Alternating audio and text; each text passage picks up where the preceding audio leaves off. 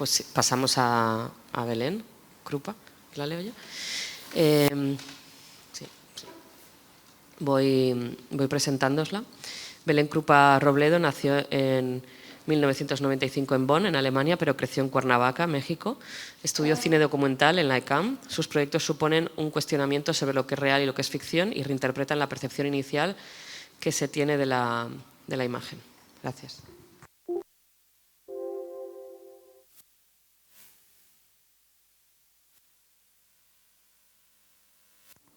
Hola. Hola, ¿qué tal? Soy Belén.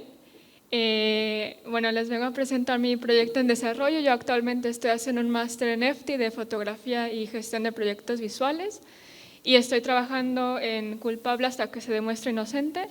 Es una autoficción distópica y ucrónica en la cual busco responder ciertas cuestiones sobre la violencia y tratada desde el miedo. Y bueno, quiero agradecer al programa Intermediaria que me ha ayudado como a centrar, bueno, compartir este proyecto que para mí es muy importante. Me está costando mucho llevarlo porque creo que es muy denso y creo que debe serlo. Y también porque, bueno, reflexionar sobre el miedo tal me ha llevado como a encontrar los objetivos lineales de la narrativa y lo visual del proyecto. Y bueno, el contexto social de esto es que yo soy de México, de una parte que, bueno, lamentablemente hay mucha violencia. El 50% de los casos de asesinato hacia la mujer quedan impunes y 10 mujeres mueren cada día. Entonces es una realidad con la que he crecido toda mi vida, sigo creciendo incluso a la distancia, porque bueno, yo estoy aquí en Madrid presentando esto, pero toda mi familia y mis amistades están en ese entorno. Y ya no solo en México, pero por ejemplo en España pues ha habido varios asesinatos, diarios son 1000 denuncias y a nivel mundial 137 mujeres son asesinadas todos los días. Y a raíz de esto creo que esto es una crónica sobre el miedo a un futuro posible en el que se nos cría, un futuro posible en un contexto actual. Y trabajo para identificar y cuestionar los miedos y la culpa que se nos inculca desde que nacemos y busco responder si voy a ser culpable de mi propia muerte. Para esto estoy trabajando en una investigación policial, ficción, sobre mi propia muerte. Vale. He hecho un poco la estructura, bueno, la espina dorsal es esta investigación policial que estoy creando. Y bueno, creo que es como un poco de resonancia con varios proyectos sobre enlistar los miedos y identificarlos y retratarlos. Y también he hecho una lista, que cada parte representa una lista, un miedo distinto. Es una forma de, no literal, pero sí literaria de estructurar el proyecto en general. Bueno, el primero, que es la base central, es sobre la identidad, la fragmentación de la identidad. Sobre lo difícil que es construirla y lo fácil que es destruirla. Y trabajo sobre medios, es una combinación de distintos formatos visuales. Intento no solo usar la fotografía, sino la apropiación, Instagram, distintos medios. Bueno, la primera parte fotográfica, todos estos son ensayos visuales, no son fotos definitivas, pero la primera parte, que es la fotografía forense, busca imitar el estilo forense con flash. Ahora, bueno, me han ayudado amistades, pero estoy buscando como otra forma de hacerlo lo más parecido a la realidad. Y en el caso de la fotografía forense es una fotografía que fragmenta, o sea, ya no solo es la identidad con la que crecemos que se nos fragmenta, sino que incluso en la propia muerte ya se está fragmentando la identidad del cuerpo y o sea, se trata como trozos y no un cuerpo entero. Me interesa también que mi rostro no esté, porque no se trata de un proyecto de algo que me pueda pasar a mí específicamente, a mí Belén, sino a todas las mujeres. Y a modo visual también me interesa evitar lo grotesco, lo sangriento, que sí que hay muchos proyectos que tienen mucha resonancia temática, pero quiero evitar eso porque creo que es más violento la facilidad que tenemos de generar una imagen mental violenta con una descripción breve como hay una mujer muerta y lo fácil y inmediato que tenemos en nuestro imaginario crear esa imagen. Y bueno, también en algún taller que se me quedó un poco la frase y que creo que me ayuda mucho como a centrar esto, es que lo horrible visualmente paraliza, pero para abrir cabeza uno debe sentirse incómodo como espectador y eso abre hacia la reflexión.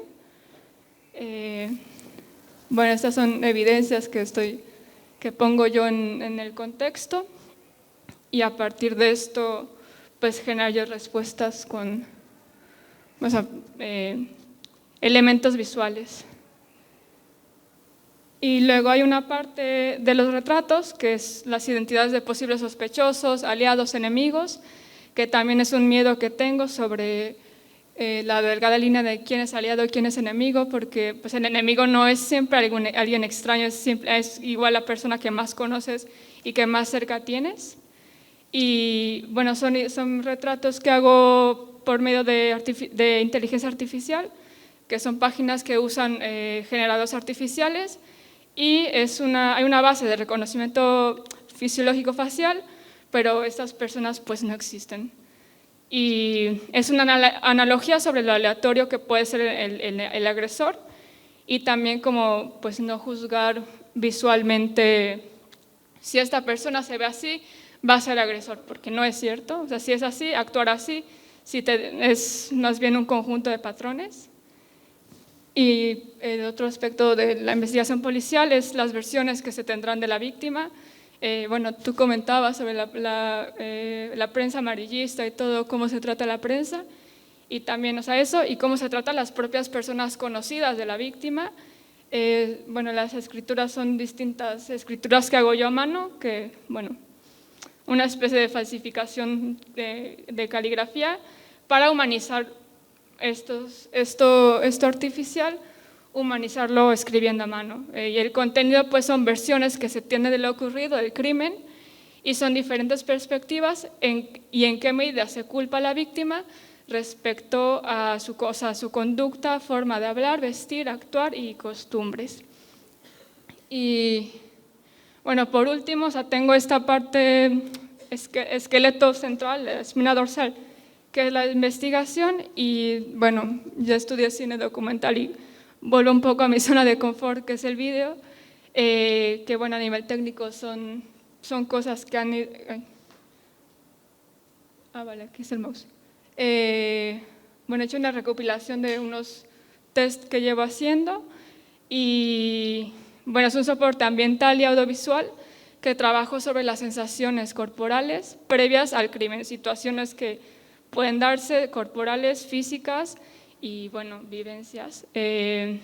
Y aquí también, o sea, a nivel formal, me interesa mucho trabajar con la apropiación de material que yo creo y material que encuentro y reinterpreto como películas y audios. Y bueno, quería hacer un comentario sobre el último vídeo porque son todos juntos. En el último vídeo incorporo la parte de familiar, como cómo se tratan estos temas con tanta familiaridad, bueno, es un audio de mi madre, pero que pues tenemos tan naturalizada esta violencia y tan naturalizado este posible futuro de sufrir violencia, aunque no la hayas vivido, pero siempre va a estar eso presente, que son conversaciones casuales que tenemos. O sea, bueno, yo hablo con Skype con mi madre los domingos y estas conversaciones las tenemos como si estuviese yo hablando de qué desayuné, y es algo que a mí me horroriza, pero al mismo tiempo me horroriza el hecho de cómo se tratan los temas, pero que también es algo tan natural para mí que también por eso quiero trabajar el miedo en este proyecto, porque no entiendo cómo ha llegado a ser algo tan natural para mí, sentir miedo, y es algo que intento responder con este proyecto. Ay. ¿Cómo lo hago para...? Vale. Vale, que se me hizo más práctico en vez de estar entrando y saliendo, hacer un único vídeo.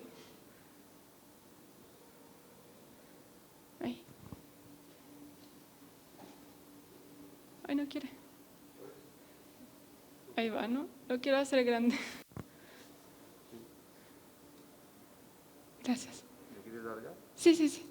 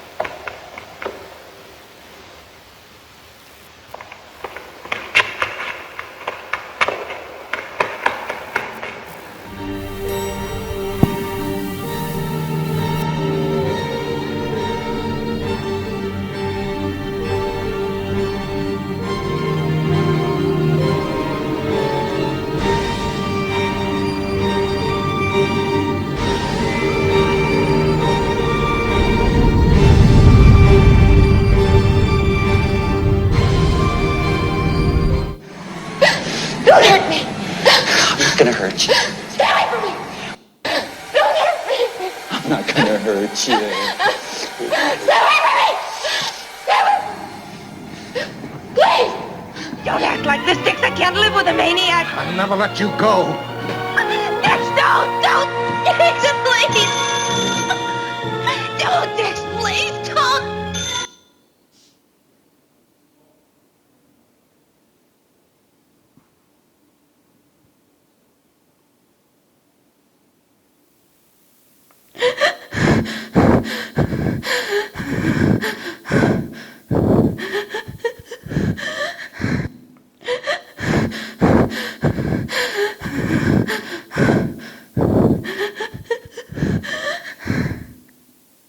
Guilt, guilt, guilt, guilt, guilt.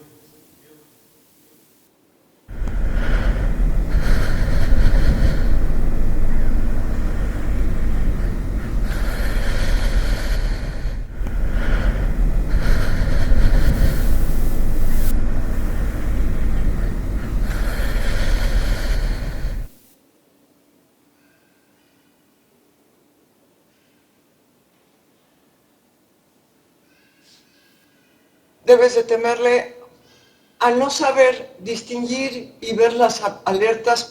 Cualquier persona agresiva es el enemigo. El enemigo, para colmo, a veces es anónimo, pero también es muy conocido, ¿no?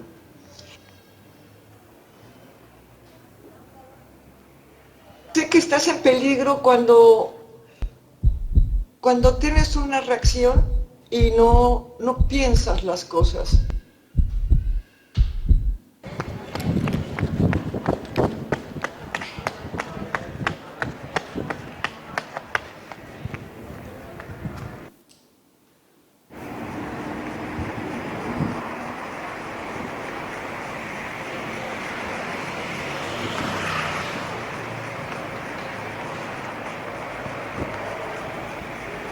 Lo humano, ¿no? Tener miedo es lo que te hace prevenir cualquier cosa.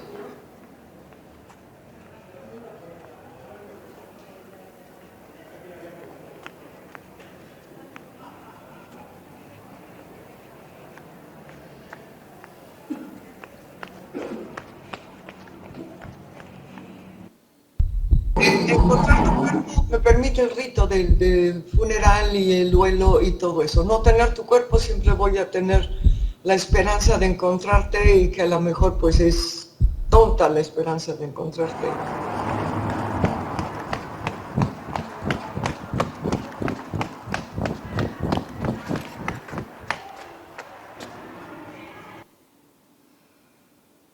O bien lo enfrentas o bien corres. Enfrentar el miedo es lo mejor para liberarse.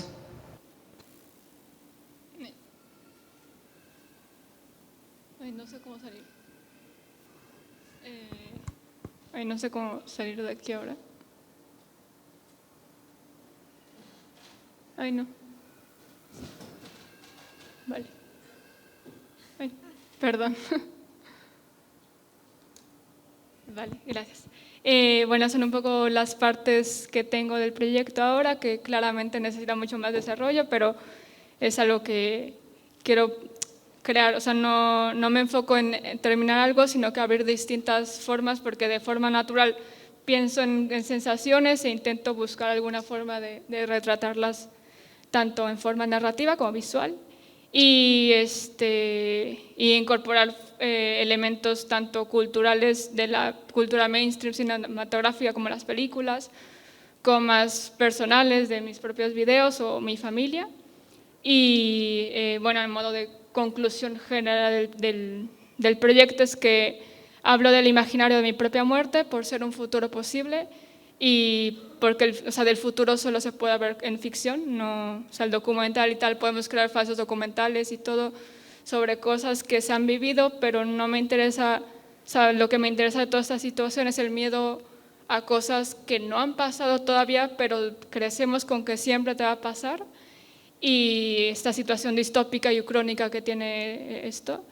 Y bueno, mi propia muerte es que solo tengo derecho a hablar de mí misma, he visto tantos proyectos que se han hecho de casos y que no dejan de haber casos, pero yo no tengo derecho a hablar de otras muertes, solo puedo hablar de mi propia imagen.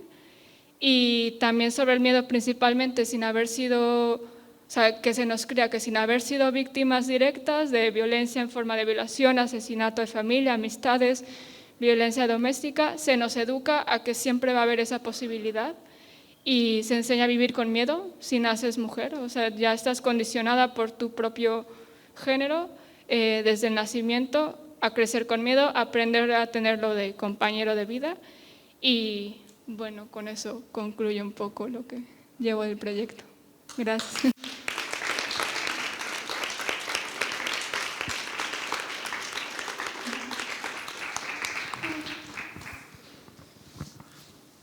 Bueno, Belén, muchas gracias por tu presentación y por traer este asunto que yo creo que es como súper transversal en este momento, por muchas razones, pero yo quería preguntarte, o sea, por un lado está toda la cuestión de la urgencia del asunto por toda la estructura patriarcal y cómo eso genera como un montón de violencia machista e incluso de feminicidios, ¿no? Hablando de tu propio contexto, ¿no? En México. Pero quería preguntarte, porque creo que es también una preocupación que has trasladado todo el tiempo con qué producen las imágenes y cómo en un régimen así escópico como el que vivimos, que las imágenes tienen tanta importancia. Bueno, es una pregunta que muchas veces me hago en torno a cosas también en las que he estado involucrado sobre el odio o el propio miedo. O sea, ¿en qué medida podemos trabajar o generar imágenes que no reproduzcan la misma violencia que queremos de alguna manera como erradicar o evitar o de alguna manera cuestionar? Entonces, ¿cómo de alguna manera creo que estás pensando todo eso, ¿no? Como cuando hablas de si tienes derecho o no tienes derecho a usar las imágenes de otros cuerpos violentados y por eso trabajas con el tuyo, o cuando hablas como de qué recursos audiovisuales puedes utilizar o qué tipo de imágenes puedes generar, pensando en los problemas que tiene el uso de las imágenes, desde la espectacularización de la víctima o de la victimización de las víctimas, a la afirmación, incluso la empoderización de los agresores cuando solo se habla de los agresores. O sea, de hecho, antes cuando Roberta hablaba del crimen de Sonia Rescalvo, es muy fuerte, ¿no? O sea, si repasas toda la cronología de las imágenes que se han producido sobre... O sea, hay muchas imágenes de los asesinos, pero apenas hay imágenes de Sonia, por muchas razones, pero creo que eso no es solo porque no hubiera muchas fotos de Sonia, o sea, que creo que responde como... Entonces, bueno, trasladarte un poco eso, ¿no? O sea, ¿cómo piensas ese problema? Creo que, bueno, o sea, también justamente por cómo se están tratando, o sea, en la prensa y en la víctima, es como que llega un punto en que uno mismo ya no puedes defender tu propia imagen, sino que tu imagen pasa a ser de alguien más, pasas a ser propiedad de alguien más, y creo que también por eso, o sea, hay un gran problema como que a nivel mundial en ese sentido de que ya no eres de ti misma, pero al mismo tiempo siempre te inculcan como tú tienes que ser tú misma y decides sobre ti misma, pero no. O sea, y creo que se ve mucho como que en los medios de comunicación y también como por, o sea, la cultura mainstream en muchas situaciones de que, bueno, la prensa principalmente, o sea, en el caso de la violencia, yo estoy acostumbrada en México ir al kiosco, bueno, ahí le decimos como kiosco de noticias y ver todas estas imágenes tan violentas que hemos crecido a naturalizarlas, o sea, ya no me impacta a mí eso y me impacta que no me impacte, no sé si me explico, y creo que por eso, o sea, me interesa también tratarlo como visualmente, no tratar como la sangre y todo eso grotesco porque ya no hay necesidad, no veo por qué los proyectos tienen que ser como esa urgencia visual de lo grotesco, sino que realmente es mucho más violento tener algo que tu propio cerebro tenga que fabricar esa imagen, porque es la facilidad que tenemos para crearla. Ya todo el contexto social y todo que se nos nutre, o sea, se nos da tan gratuito todas esas imágenes, que es muy fácil tenerlas. No sé si me explico y no sé si respondo a tu pregunta. Sí, sin duda. O sea, de hecho creo que o sea, es una pregunta en abierto, o sea, que yo creo que no, o sea, yo creo que tampoco se puede generar una respuesta cerrada porque es ultra complejo, es lo que estás diciendo, ¿no? O sea, como que por un lado, no se puede dejar de generar imágenes o no se puede ocultar esas imágenes porque existen y porque sería como ocultar esa realidad, pero al mismo tiempo es muy difícil trabajar con ellas, pero se pueden generar otras. Entonces, bueno, sí. ¿Tenéis preguntas?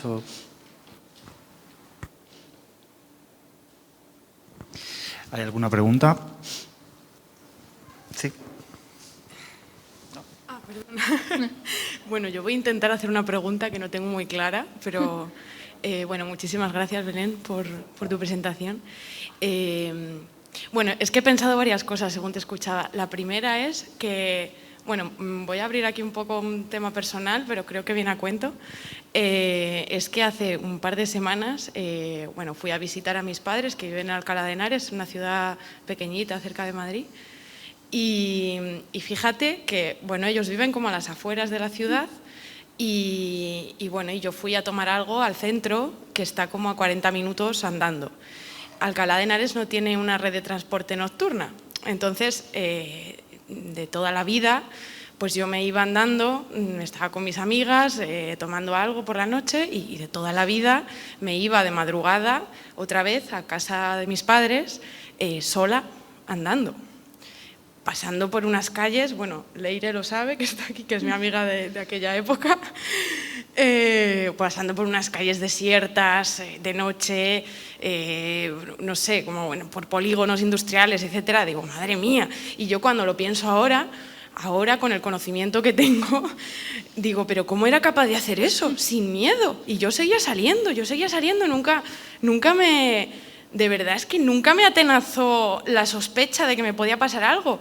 O si ocurría, la bloqueaba en mi cabeza porque decía, es que yo no voy a dejar de salir, yo no voy a dejar de pasármelo bien. Jolín, yo quiero salir y ¿por qué me voy a quedar en mi casa?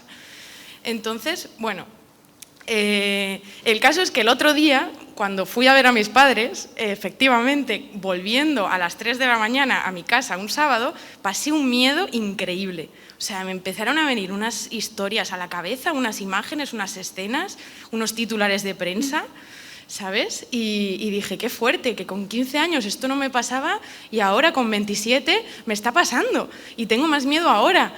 Quizá porque he tomado más conciencia de lo que conlleva, ¿no? Y al ser una niña, con esa inocencia, con esa ceguera o no sé el qué, y el caso es que nunca me pasó nada, ¿no? Bueno, entonces esto por un lado, además en tu presentación me ha hecho volver a pensar en el libro de Nerea Barjó, La microfísica sexista del poder, creo, ¿no? Que habla del caso Alcácer aquí en España, que fue súper sonado, y una de las tesis que ella plantea, ¿no?, es que precisamente el movimiento feminista en España llegaba como de una ola bastante potente, ¿no?, que estaba empezando a tener visibilidad, que estaba volviendo como a estar en la palestra pública y entonces que el caso Alcácer y bueno, y que las mujeres habían conquistado como el espacio público y sobre todo el espacio de la noche, del ocio, que había sido siempre un espacio muy vetado y muy masculinizado. Y entonces cuando ocurre el caso Alcácer, en el que bueno, pues 3 chicas desaparecen, 3 niñas, cuando iban a salir de fiesta un fin de semana y desaparecen, pues entonces como que vuelve otra vez el miedo, ¿no? Y los medios, bueno, fue como un tratamiento mediático súper amarillista, tremendo. De hecho se considera como el nacimiento de la como lo era, como la telebasura, ¿no? Aquí en España. Bueno, todo esto para decirte, perdón por toda esta... ¿Estás dialogando de algún modo con las estrategias que está planteando el movimiento feminista en México a la hora de tratar la violencia estructural machista contra las mujeres a nivel de estrategias para combatir el miedo, ¿no? A nivel colectivo, a nivel comunitario, pues... ¿Te gustaría incluir esto en tu trabajo de algún modo? ¿Estás como hablando con compañeras de ello, como más allá del imaginario, ¿no?, de la violencia, pues por esta cosa paralizante, cuando has mostrado las imágenes del cerebro y de la respiración, como el miedo que me paraliza, ¿no?, que no me deja ser, ¿te interesaría o has contemplado abrir como otro punto de fuga en tu proyecto que vaya como en como más movilizador, ¿no? Como más de, vale, tengo miedo, ¿y ahora qué, no? O sea, ¿y ahora qué hacemos? Bueno. ¿Como Gracias. colectivo te refieres? Sí, a nivel, bueno, si estás hablando con compañeras feministas, ¿no? y sobre este tema, a nivel de desbordar el miedo, ¿no? O sea, ¿y ahora qué, no? Después del miedo, ¿qué más, no? ¿Qué podemos hacer para no quedarnos, ¿no? como paralizadas? Pues sí, o sea, no lo he hecho, pero sí que la verdad no lo había hecho porque el proyecto lo quiero sintetizar más todavía antes de presentarlo más. Hay ciertas decisiones como a nivel visual y narrativo que quiero resolver antes de abrirlo como o sea, algo colaborativo, pero sí que me interesa porque creo que agarra más fuerza cuando es algo más colectivo. O sea, no deja de ser un proyecto personal, pero no deja de ser un proyecto que creo que no es algo que solo siento yo, no es como, no soy la única persona que crece con este miedo. O sea, lo que habías dicho de regresar sola y todo, pues es que es algo que se nos ha educado nuestras madres, nuestros padres, o sea, nuestras amigas, todo, y ni siquiera sabes de dónde viene. Y creo que realmente, o sea, sí me interesa hacer algo colaborativo, incluso, por ejemplo, los videos del último que enseñé, como que hacerlo más colaborativo. Bueno, la verdad me llegó la idea por lo de las tesis que presentaban como esa parte de performance que me interesó mucho, que no lo había pensado porque no tengo o sea, en mi forma de trabajo no tengo el performance incluido, no estoy tan cercana a eso, pero sí que me interesa como integrarlo. Una vez, o sea, hay ciertas cosas que tengo que tener más formales para ya extender un poco más el proyecto, no sé si me explico, pero sí, porque no creo que, o sea, yo no creo que vaya a responder mi pregunta principal con este proyecto, no creo, es más, no creo que lo vaya a conseguir respuesta, pero creo que el primer paso para conseguir una respuesta es hacerse la pregunta y soltarla y trabajar sobre ella, porque no basta, o sea, bueno, por ejemplo, lo que creo que hemos hecho muchas de enlistar y cosas que parece algo trivial, me voy a hacer una lista, pero es que la primera parte es reconocer eso. Y creo que bueno, sí me interesaría hacer algo como colaborativo porque creo que no es una respuesta que una sola persona pueda tener, sino que es como un trabajo en conjunto, así que sí que lo tengo pensado. Hola, buenas tardes. Antes de formular mi pregunta o mi curiosidad, quería agradeceros a las 4 la valentía, ¿no? por hablar de vuestros miedos y, sobre todo, exponerlos de manera artística. Me parece que es muy valiente hacerlo y exponerlo y hablar de ello. Y muy generoso también por vuestra parte querer hacerlo y compartirlo. Y creo que no sería justo tampoco si nos fuéramos solo escuchando vuestros miedos y no compartiendo alguno de los nuestros, aunque no los haya representado de manera artística. Y resuena conmigo, ¿no? Un poco, es que me palpita además el corazón con velocidad cuando intento formular, ¿no? con palabras el miedo que me produce, me aterroriza el hecho de que utilizaran mi imagen, o siempre me ha aterrorizado el hecho de que me pasara algo y que mi imagen se asociara con un acto violento, ¿no? Como el de un feminicidio, ¿no? Entonces, sí que, mira, es que cómo me palpita dentro, ¿no?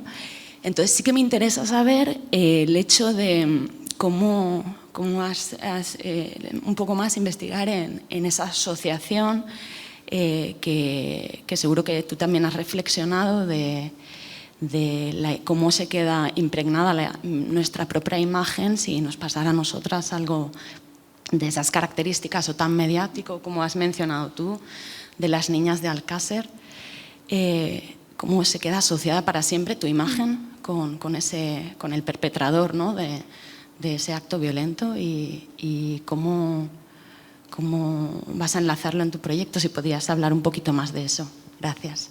Sí, o sea, yo creo que surge algo como muy cultural porque, bueno, en México se nos enseña, o sea, nuestro propio contacto con la muerte es de que la muerte no es el final, sino que después viene la memoria, es como que la forma en que tu imagen se va a preservar va a ser la memoria que tengan de ti. Y creo que por eso se acentúa más este miedo que, bueno, que igual no creo que sea solo de México, sino a nivel... Yo hablo de México porque soy de mexicana y porque es lo que he vivido y lo que he crecido. Es eso, o sea, ¿qué pasa si mi memoria va a ser un cuerpo, o sea, sangre, y va a ser un titular de ni siquiera mi nombre, sino una chica tirada en un parque, porque así es, o comentarios, o sea, o titulares de no le hizo caso al novio, pues, o sea, y cosas que... Es un cinismo tan extremo que no, yo puedo ser cínica en mi sentido de humor tal, pero no es extremo que no entiendo, o sea, en relación a la violencia. Y creo que por eso, bueno, o sea, por lo mismo de que creo que para enfrentar el miedo hay que reconocerlo y trabajar, o sea, cara a cara con él.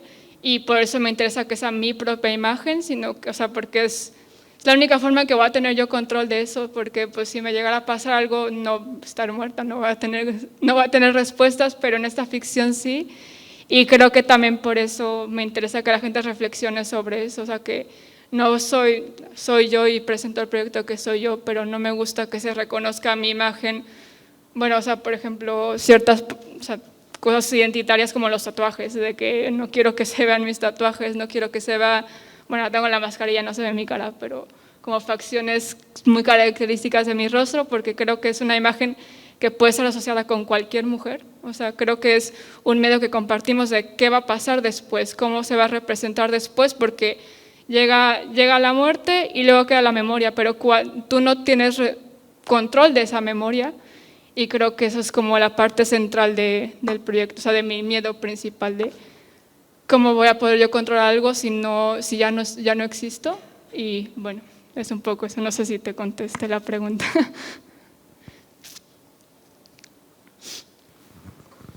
Bueno, buenas tardes. Vaya lujo de tarde teneros aquí con vuestros proyectos. Mira, quería comentarte, estaba oyendo lo que decía tu madre y te decía, el miedo es el que nos hace prevenir cualquier cosa. O bien te enfrentas o bien corres. Enfrentarse al miedo es lo mejor para liberarse o algo así, decía, ¿no?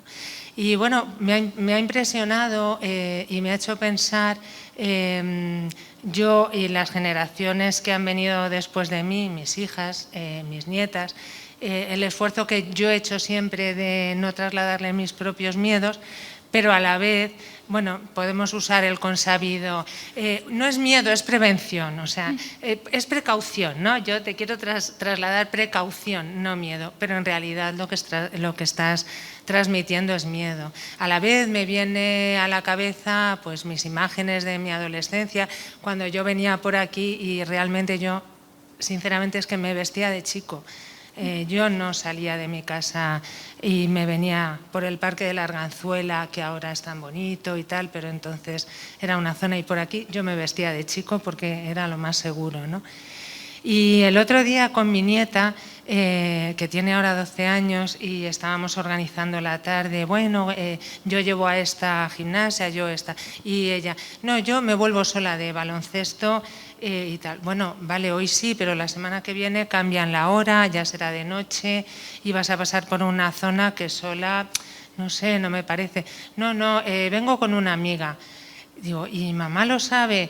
Dice, sí, mamá lo sabe. Entonces pensé, si mamá ha dicho que sí, yo me callo. A la semana siguiente me tranquilizó mucho oír a su madre diciendo, no, tú no vienes sola ahora porque ya es de noche, ¿no? Ya me quedé más tranquila.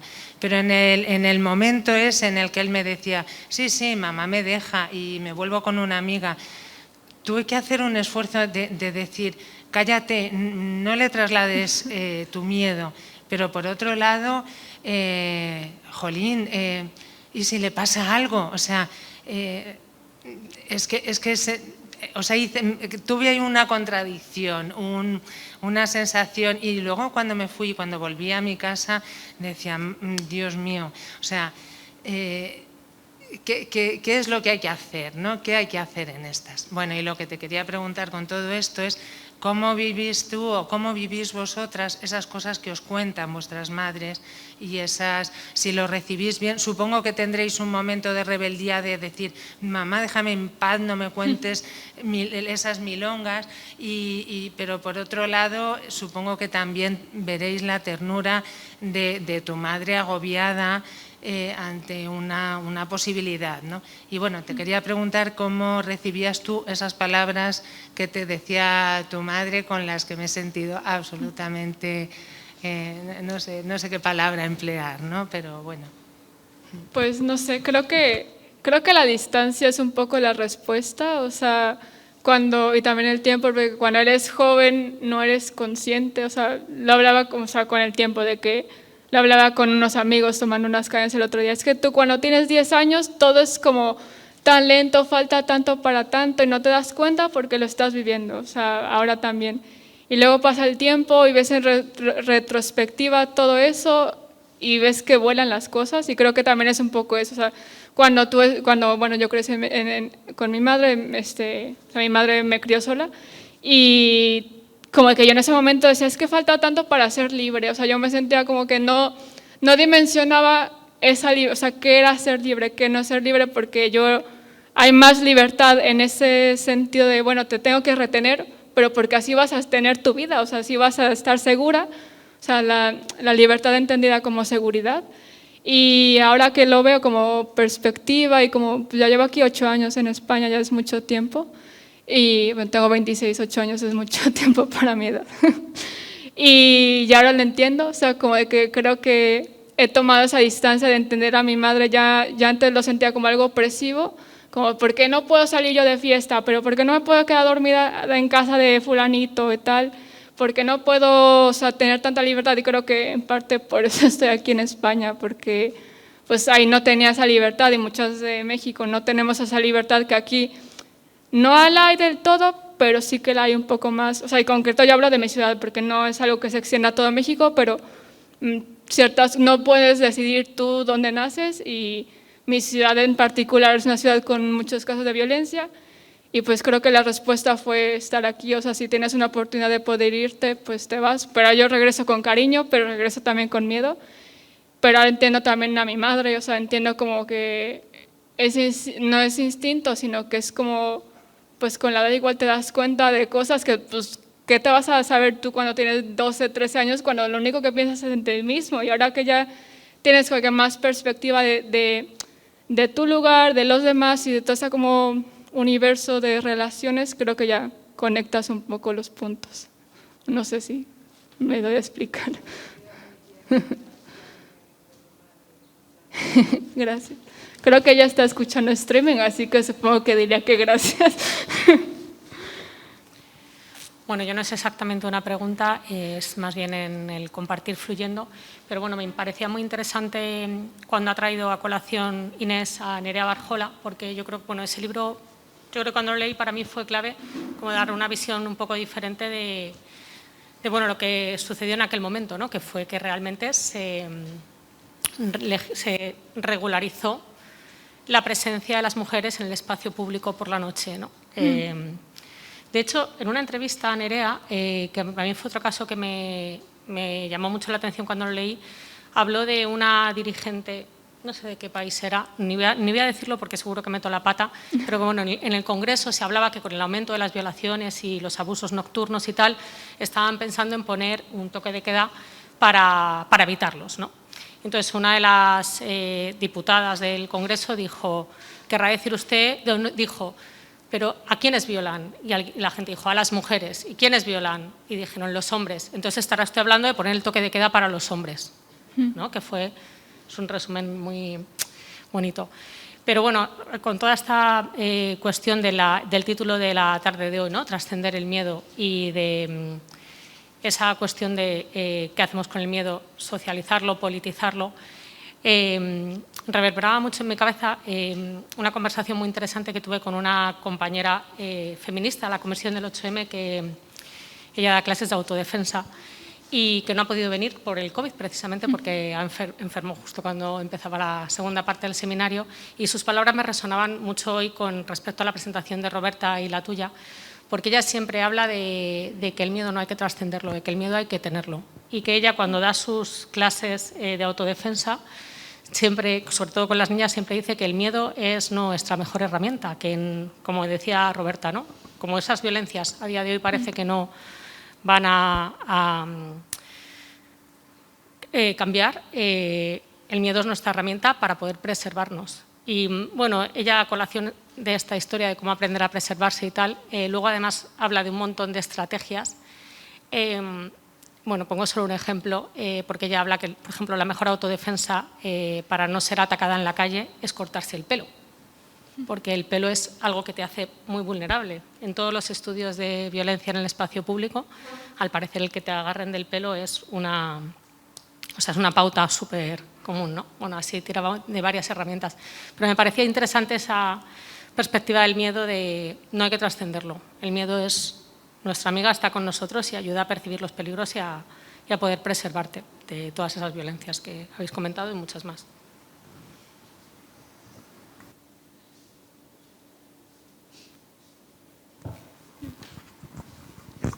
Que muchas gracias. En realidad iba a comentar una cosa con respecto a lo que acaba de decir Azucena y con todas mis disculpas te quiero corregir en una idea.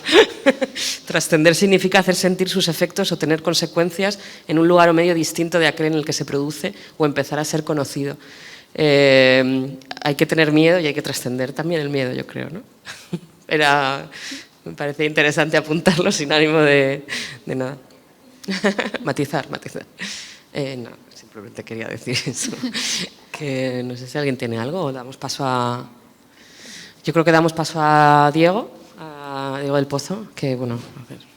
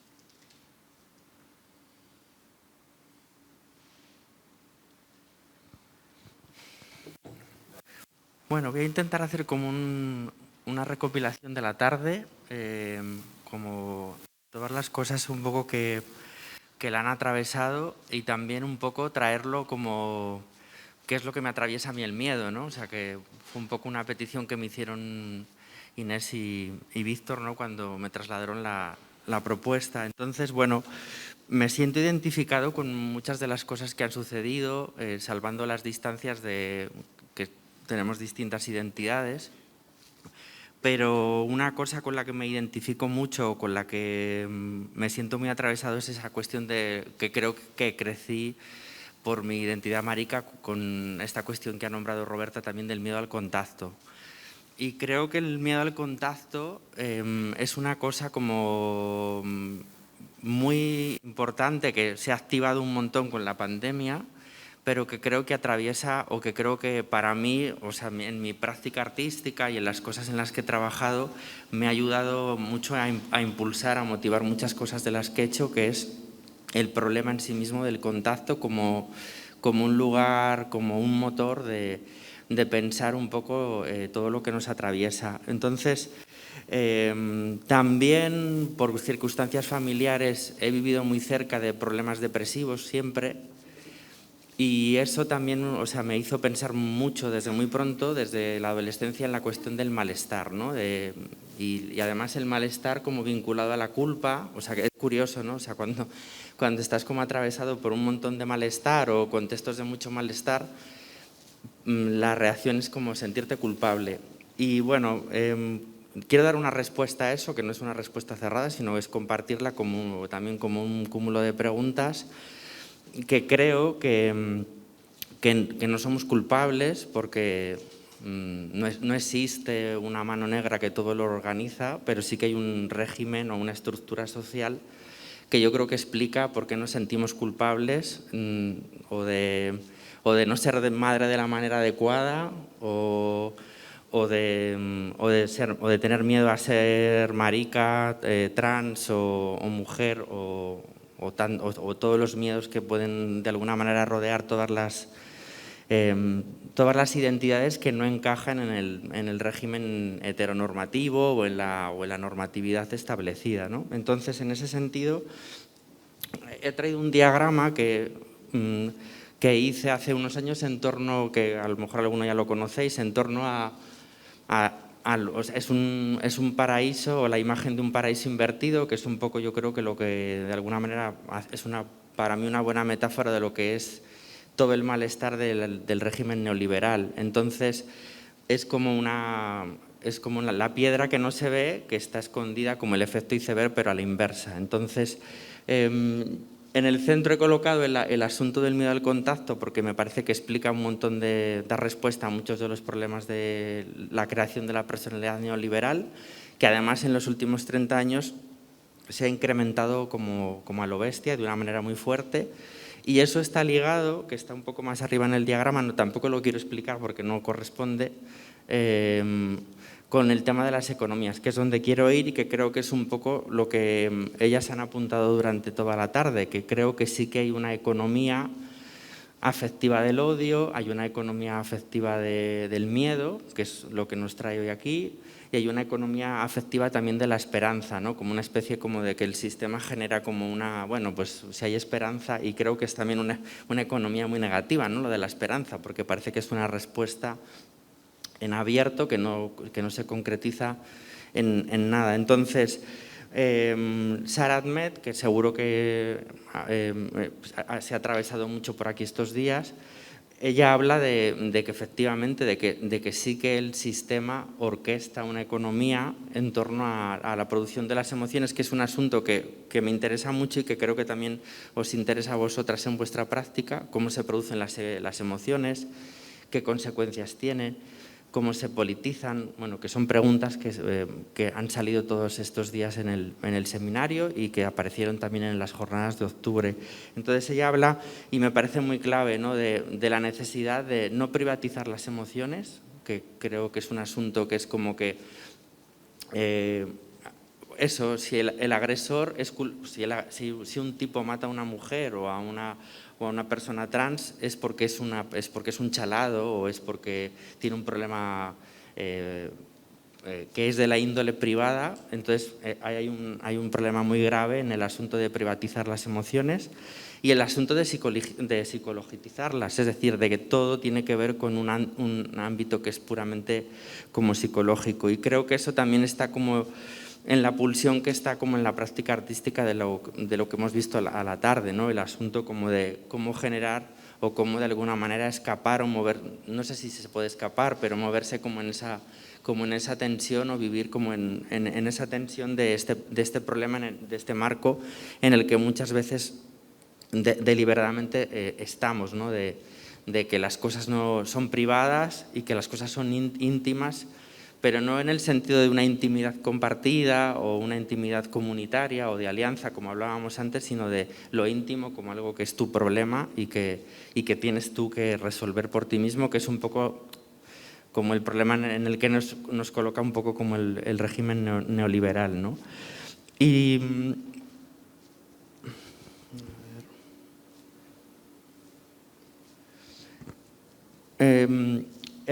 volviendo a lo del miedo al contacto, también pensé en, este es el régimen, ¿no? Que explica de alguna manera que no somos culpables y que no hay una explicación individual a nuestros problemas, sino que evidentemente hay un marco, un contexto económico, social, pero también pensé en qué estrategias o en qué potencias me parecía que había de interesante en vuestras prácticas, y algunas cosas las hemos ido nombrando. Entonces, en ese sentido, ha aparecido en la conversación el problema cultural del catolicismo, de cómo, que lo he nombrado al empezar, con la historia de la culpabilidad, ¿no? De cómo nuestra religión católica o nuestro régimen católico, cualquier atisbo de diferencia o cualquier atisbo de salirse de la normatividad es entendido como una culpa. Entonces he traído ahí una imagen de Goya, que es muy famosa, que el No hubo remedio, que es el de una bruja que es como humillada públicamente. Entonces, lo digo porque me interesa mucho el asunto de la vergüenza, que es un asunto que nombramos con el trabajo el primer trabajo que vimos, y que hemos conversado sobre ello, pero que creo que a lo mejor eso es más difícil de entender en la cultura católica, porque siempre cualquier cosa que tiene que ver con la vergüenza la vinculamos con la culpabilidad, pero también desde el pensamiento queer, pues pienso por ejemplo en Kosotky-Sedgwick, ha hablado mucho de la potencia de la vergüenza como un lugar como de construcción de posibilidad. Y yo creo que además todos los movimientos, por ejemplo LGTB, IQ, han atravesado momentos en los que se han fascinado por el orgullo, pero ahora mismo yo creo que también esos mismos movimientos se han conectado más con esa potencia de la vergüenza, y creo que eso también está como una pulsión muy fuerte en las prácticas que hemos visto, como el asunto de cómo operar desde un lugar que abre la vergüenza como posibilidad. Y Sedgwick dice, me interesa mucho cuando ella dice, bueno, es que no solo hay que verlo como una cosa queer o como una cosa LGTB, sino que hay un mecanismo que puede ser como muy útil para operar en lo social desde muchos ámbitos que no solo sean los identitarios. Y he traído una imagen que siempre me parece muy buena, que es Dorothy Counts, que es la primera mujer negra que consigue estudiar en un instituto de secundaria en los Estados Unidos de América, y es en el año 1957. Es increíble el año, porque si pensamos en la historia de Estados Unidos. Y esta es la imagen de cuando ella entra en el instituto, y es como muy increíble las mofas, las burlas, pero cómo el cuerpo deambula con toda esa gestualidad. Y bueno, es como un guiño o como una posible imagen para pensar que hemos visto un montón de imágenes toda la tarde muy poderosas que tienen que ver con problemas de otra índole, pero que están ligadas con la identidad, y pensaba cómo el cuerpo se enfrenta o liga o abre espacios de posibilidad desde la vergüenza con un problema identitario. Y he traído otra imagen, que es esta como más reciente, de una marcha por los derechos LGTBIQ en Uganda, que es un país que están prohibidos los derechos para las personas trans o para las personas homosexuales. Y bueno, que me parece como una buena contracara de la otra imagen de Dorothy Counts. Entonces, ahí, para cerrar un poco, por si queréis que conversemos un rato más, me parecía también como lanzaros algunas preguntas que estaban ahí en algunas de las preguntas que se han dado, o que también han aparecido a lo largo de toda la tarde, que tienen que ver con, bueno, esta idea de seguir junto al problema de Donna Haraway que ha aparecido, volver a preguntar cómo se convive o cómo se convive si el problema no tiene solución, que probablemente no la tiene, ¿no? Como decíamos antes, ¿no? Decía que con la pregunta era una pregunta inocente. Entonces, ¿cómo convivimos con el problema? ¿Cómo convivimos con la nostalgia, esta nostalgia de que de repente ha habido como un robo de las posibilidades del futuro, pero al mismo tiempo cómo no reaccionar a eso con más nostalgia o con más melancolía? Porque de hecho creo que el problema del miedo al contacto o el problema identitario también con el miedo tiene mucho que ver con una personalidad melancólica, ¿no? De hecho, con eso me identifico un montón, cómo de repente uno puede convivir con su propia melancolía cuando ha sido designado como un sujeto que no está completo porque no responde como al ideal de normatividad que se ha establecido. Entonces ahí, solo se puede hacer con ficciones distópicas, es otra pregunta que me hago, o podemos generar otro tipo de ficciones o de imaginarios para no estar atrapados por la nostalgia de lo que no pudo ser o lo que se ha quedado como vetado. Y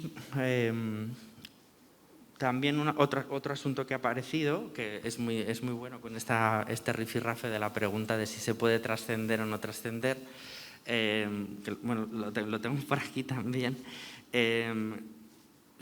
¿Es necesario trascender el miedo o hay que potenciar la vulnerabilidad y la fragilidad como formas de permanecer junto al problema? Bueno, también está el asunto de la muerte, que también es un asunto como que habéis nombrado ahí con bastante fuerza, que creo que es interesante porque no es solo el miedo a la muerte, sino es como el miedo a convivir con algo que condiciona como nuestra realidad todo el rato. Bueno, no sé, hay más cosas, pero bueno, lo dejo ahí como preguntas en abierto. Si que creo que hay un poco de margen, podemos conversar si os apetece.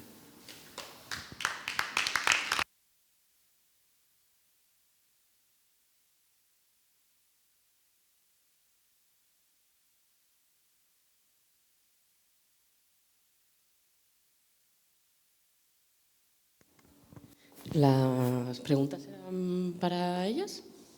¿La pregunta era directa a...? No sé si alguna quiere decir algo.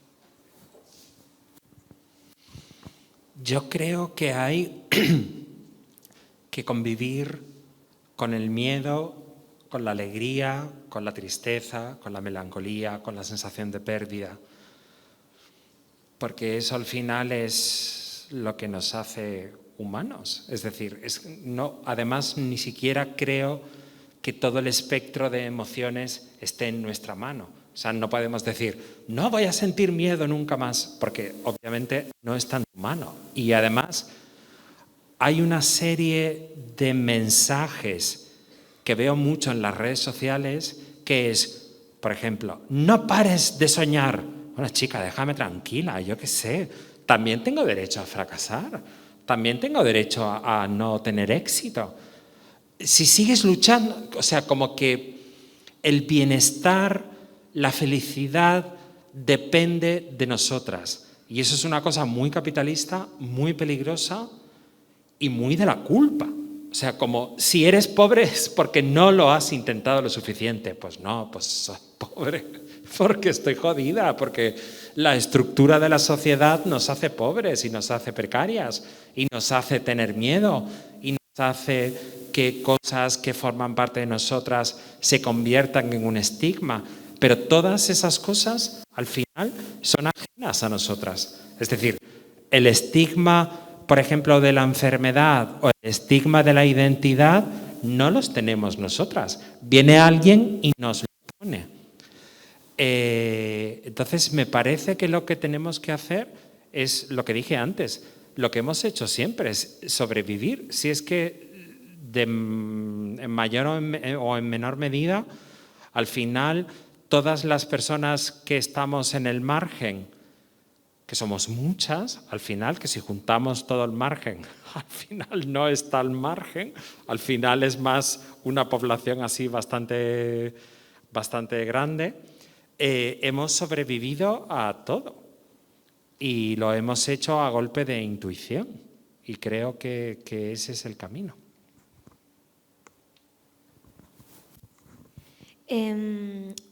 Cuando estás resumiendo así un poco como nuestro... Bueno, da igual, cuando has hablado de el miedo a ser mala madre, he pensado, no tengo miedo de eso en absoluto. Tengo miedo a mi propio cuerpo, que es algo que en el fondo se escapa totalmente de mi control, ¿no? O sea, que es... Sí, ¿qué cojones? Es que en el fondo se escapa totalmente de mi control, por mucho que me cuide, por muchos test que me tome, por mucho deporte, es que no, es absurdo, ¿no? Y tengo miedo a mi propio cuerpo y tengo miedo a los demás. O sea, tengo miedo a todo lo que no puedo controlar, que sea salir de mi casa, ¿no? Y en el fondo creo que el miedo está súper asociado a la culpa también, pero a la pérdida de control. Y eso es algo que me obsesiona y que creo que tenemos que aprender a convivir con ello, porque pensar en mantener el control todo el rato creo que también es algo ultra súper capitalista, que es una falacia y nos hace muchísimo mal. Entonces, una manera de de visualizar, trascender el miedo, es un poco como coger al moco de la mano, ¿no? Y ¿por qué no pues hacer, pues, joder, que el moco sea un poco amable, ¿no? Y que pues es un dibujo y sonríe? Entonces, pues sí, creo que a veces tenemos que ser un poco amables con nosotras mismas y decir, joder, es que ya estamos haciendo bastante, ¿no? O sea, ay, qué pereza, todo el rato luchando. Yo es que estoy harta, de verdad, estoy cansadísima. Creo que el cansancio también... Es que estoy muy cansada.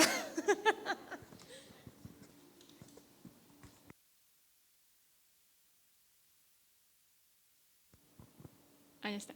Que ahorita que dijiste lo de espectro emocional que no está en nuestras manos, yo creo que estoy muy de acuerdo con eso.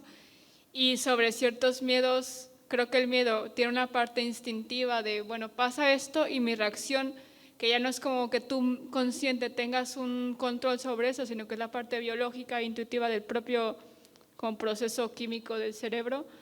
Pero luego está algo como de, vale, sentí miedo, pero ¿qué siento sobre sentir miedo? Yo, por ejemplo, bueno, llevándolo a mi proyecto, yo no siento vergüenza de sentir miedo y no siento, o sea, lo que siento es enojo. A mí me enoja sentir miedo, porque ya cuando pasan esas cosas y cuando me cuentan cosas, leo cosas, no pienso, ay, qué mal, me enojo. Digo, pero es que esto está, no siento lástima, siento enojo, y es como un enojo que se va haciendo grande, grande y grande, y ya no sé qué hacer con él. Y también por lo mismo de, bueno, lo que comentabas de esto de, sigue luchando y tal, ese como positividad tóxica de todo va a estar bien.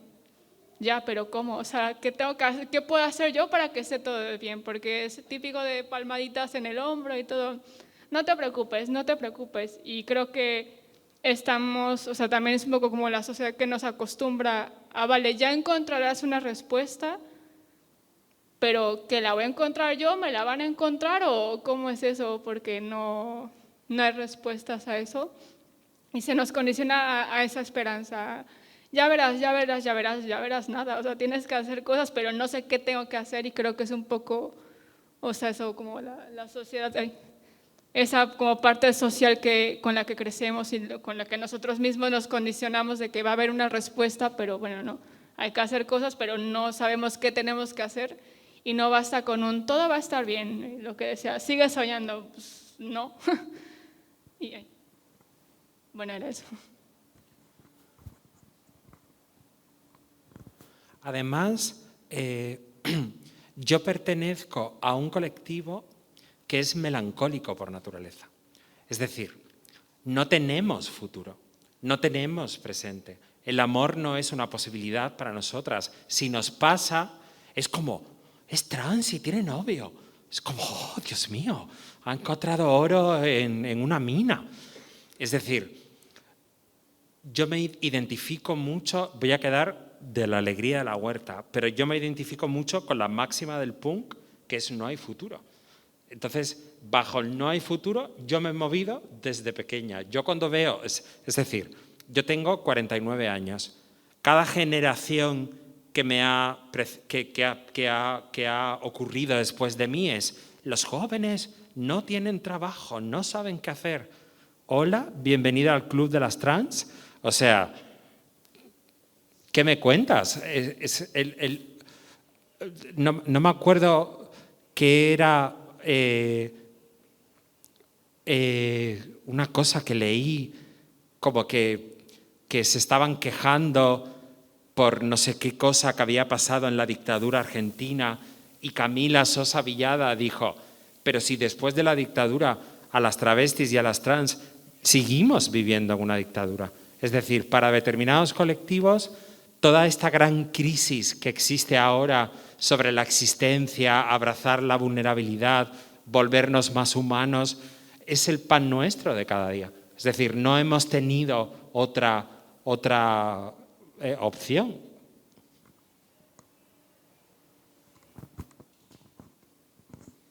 Bueno, ¿qué digo? Es que, joder, es brutal escucharos. Pero me he sentido muy identificada con lo que decíais de el enojo, o sea, que cada vez se hace más grande, y a mí eso me ha pasado también en mi caso personal. Pero también el acabar harta de ese enojo me dio la pauta para como decir, joder, a ver, con esto no se puede vivir. vamos a transformarlo de alguna forma. Y creo que también, aparte de esto, hace como mucho daño la terminología bélica que se utiliza en general con estos temas, que es como todo en contra, todo mal. O sea, a mí me parece que es muy perjudicial estar utilizando en todo momento terminología bélica, pues eso, luchar contra. O sea, a mí luchar contra me parece que hay que luchar por una estructura política o social más justa, pero no o sea, que esos términos no los utilices contra tu propio cuerpo, contra tu propia identidad, porque viene a la contra. O sea, hay que ir a favor de obra. Y como que eso, pues eso, con el enojo y tal, creo que te moviliza, y una vez movilizado y reflexionado sobre el miedo, que evidentemente existe, te da esa pauta para transformarlo y reflexionar sobre, joder, pues igual esto también nos está afectando, ¿no? Este uso, esta gramática, y es importante cambiarla o aniquilarla, aniquilar lo bélico, y ya está. O sea, creo que esta es mi reflexión final. No sé si...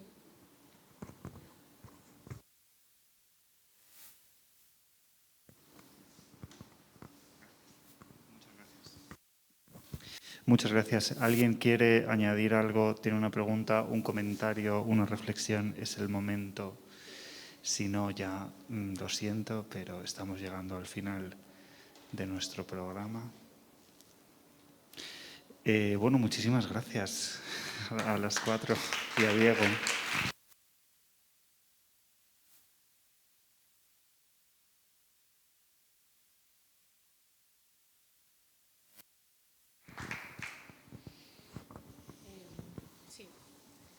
Bueno, pues nada, son las 7, tenemos ahora un descanso y nos vemos a las 7:30 para cerrar la sesión con una proyección de videoarte comisariada con Hamaca. Nada, hablando ahora de si hacíamos un cierre ahora o esperábamos a luego, bueno, pues no vamos a desaprovechar la oportunidad de daros las gracias a todos, a todas las personas que habéis participado en la convocatoria. Han sido increíbles las presentaciones, a todo el público que nos habéis acompañado. Creo que se ha generado un clima íntimo, político, como en pocas ocasiones se consigue, y estamos muy contentas. Y, como no, a Inés y a Víctor, que han sido los comisarios de este programa tan especial. Y también a las personas que nos han seguido por internet, que bueno, me consta que hay varias gente siguiéndonos y han estado presentes estos días, y también en la distancia y virtualmente hemos sentido vuestro calor. Le paso la palabra a Inés y eso, nos vemos luego allí en media horita en el cierre. Ay, es muy difícil cerrar estos procesos que para algunas personas dura 6 días y para otras ha durado meses o un año, ¿no? Es muy difícil condensar el agradecimiento y la emoción de que, bueno, pues de llegar al último día, ¿no? Entonces, cada vez que toca cerrar algo, pienso, bueno, no hay forma de cerrar determinadas conversaciones, ¿no? Pero sí quería, bueno, aprovechar para recordar un poco de dónde partimos en su día, esta pregunta de qué queda cuando todo cambia, el porqué de todo esto, ¿no? De qué manera empezamos a hacernos esa pregunta después de todo lo que está ocurriendo, todo lo que lleva ocurriendo el último año y medio, ¿no? Volver un poco, ¿no? Volver, ¿no? Literalmente volver a juntarnos, a discutir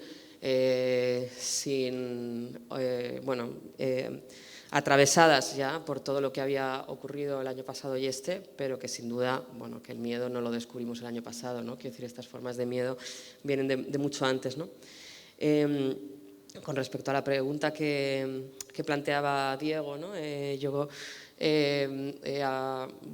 La pregunta era precisamente no tanto dejar de tener miedo, ¿no? Sino de pensarla como una emoción muy poliédrica, muy compleja, a veces política, a veces física o todo a la vez, a veces que hay que vencer, aunque sea una terminología bélica, y a veces hay que asumir, ¿no? Y en definitiva una emoción que no se puede negar, ¿no? y que no va a desaparecer, pero que sí se puede al menos compartir, conocer, empatizar y conectar a través de los miedos en común y los miedos que nos diferencian, ¿no? Entonces, como esta herramienta partíamos y la verdad es que he abrazado el miedo, pero también os confieso que he abrazado el ñoñismo en la vida, entonces ya voy a hablar como me apetezca siempre y quiero transmitiros que este seminario también partía de las circunstancias personales, ¿no? De quienes planteamos el programa, que por supuesto también habíamos atravesado, en fin, como todas las trabajadoras culturales, pues todo este año de precariedad extrema, en algunos casos al menos como el mío. Y cuando recibimos la invitación, para mí fue abiertamente ya era antes de ocurrir un lugar donde sanar muchas cosas, ¿no? Sanar el porqué de trabajar con instituciones, el porqué de trabajar con el arte, el porqué de trabajar con la creación de conversaciones. Y para mí literalmente ha sido una salvación este año poder pensar esto, ¿no? Y por eso digo que todo lo que diga no estará a la altura de lo que ha significado tanto la preparación como escucharos, como haberos visto a quienes habéis venido y a Intermediae, ¿no? Por habernos dado esta oportunidad que ha sido mucho más para mí que un seminario, y no lo digo por decir, porque no lo digo casi nunca. Entonces, mucho más, mucho más. Quería agradecer, ¿no? A Tomaso, a Patricia, a Zoe, a Azucena y al equipo técnico y a todas las personas que habéis venido, y sobre todo quería dar las gracias a las personas que han presentado, que habéis compartido, porque habéis compartido mucho más también que vuestro trabajo, habéis compartido vuestra intimidad, habéis compartido los miedos, habéis aceptado, ¿no? Esta invitación a abrirse, ¿no? Y esta invitación a empatizar desde estos nuevos lugares, y habéis compartido intimidad, habéis compartido experiencias y miedos, ¿no? Y efectivamente, como decía Diego, el miedo, lo íntimo no es tu problema, ¿no? Entonces quería sobre todo agradeceros pues este esfuerzo. Y por mi parte nada más, estoy muy emocionada y sí. No, claro, te iba a dejar el micrófono. También quería agradecer a Víctor. ¿No era eso? Que sí, que gracias, Víctor. No, le paso por supuesto el micrófono a Víctor y nada, que muchísimas gracias, y espero que tengamos continuidad también las personas que nos hemos conocido y coincidido aquí. Gracias. No, vamos a ver, es que después de lo que has dicho, digo, yo no puedo decir nada ya, porque pues cantamos. No vamos a cantar. Pero sí que tenía una reflexión por la mesa de hoy y por este segundo seminario, y por el primero también, pero bueno, este segundo... Perdón, nada. Esta frase no la voy a terminar. Este segundo seminario, decía, me ha hecho venir a la cabeza, en especial lo que se ha hablado hoy. Martha Nussbaum, si no recuerdo mal, decía que la vergüenza es un dispositivo que sirve para ocultar lo humano, entendiendo lo humano como lo que nos hace homogéneos, como aquellas cosas que nos hacen homogéneos, ¿no? Y ella, Nussbaum, habla de lo escatológico, de las vergüenzas, del cuerpo, de aquello que compartimos y que aprendemos que tenemos que ocultar, y que para eso existe este dispositivo que es la vergüenza, ¿no? Me interesaba la vergüenza, me interesaba el tabú en relación a las cosas que se han hablado. Me ha parecido súper bonito cuando Clara ha hablado de esta forma tan, descarnada, íntima sobre el cuerpo, el culo en la palangana, las cosas escatológicas que son efectivamente de una honestidad descarnada, ¿no? Diciendo, estas son las cosas que tenemos que mantener ocultas por la vergüenza y que todas compartimos. Pero todas compartimos. Entonces esto me parecía interesante en relación también con el tabú y en relación quizá con uno de los abstractos que estaba en las intenciones de este seminario, que es exactamente eso, es decir, si hay un elemento que nos parece íntimo, que nos parece no compartible, que nos parece único, individual y que, sobre el que existe una enorme vergüenza, es probablemente el miedo, ¿no? Un miedo que, bueno, leemos como íntimo, como personal, y que el hecho de generar un espacio para compartirlo a través de distintos lenguajes, como el lenguaje artístico, como la práctica artística, la práctica política, la reflexión teórica, que es lo que ha pasado estos días y lo que pasó también en octubre. Creo que ha generado efectivamente una forma a lo mejor de un tejido distinto, de que en realidad se trata de compartir eso que nos hace humanos, ¿no? Como puede ser en este caso el miedo. Y entonces yo estoy enormemente agradecido efectivamente a Intermediae, efectivamente a todas, ¿no?, por venir, y muy especialmente a Inés, que fue quien tuvo esta idea enormemente intuitiva, que ha conectado tanto con tantísima gente y que ha hecho que esto sea posible.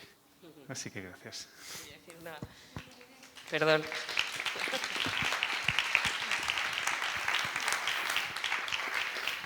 Que quería también daros las gracias, que siempre se me olvida algo, pero al menos ahora me acuerdo antes de irnos, a Olga Fernández, Inés Molina y Lola Bisglerio, que está en Londres, que han sido 100% parte, sobre todo de esta segunda parte, tanto con la selección como con la cohesión de las presentaciones. Y a lo mejor un último también recuerdo para las vecinas de La Cañada, que creo que hemos salido también muy impactadas y que es presente, que es real, ¿no?, y que está ocurriendo, y bueno, también un abrazo especial, ¿no?, también para ellas. Y ya, a las 7:30 nos vemos en La Hoja, ¿no? Ahí, pues muchas gracias.